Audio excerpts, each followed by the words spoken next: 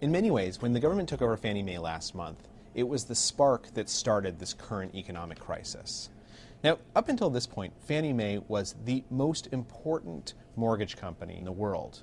What Fannie Mae did was that they would buy loans from lenders and other companies, repackage them, and then sell them to investors. The lenders would get fresh capital that they could use to make more loans. Investors would get these great mortgage-backed securities, and Fannie would take a fee for guaranteeing that the borrowers were going to pay off their debts.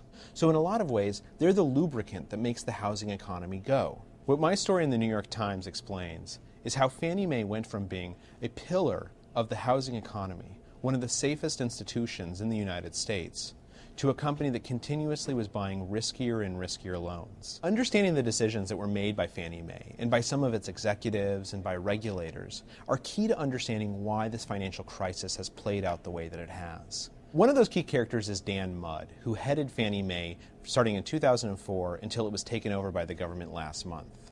Shortly after Mr. Mudd took the head position of Fannie Mae, he had a meeting with Countrywide Financial, the nation's largest lender.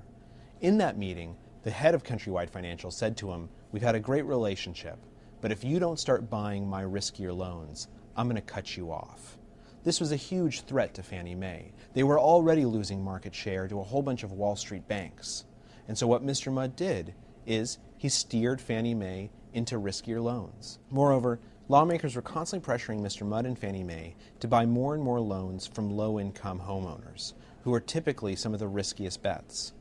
When the housing market started going belly up in 2007, all of a sudden Fannie Mae realized that it might be on the hook for billions and billions of dollars.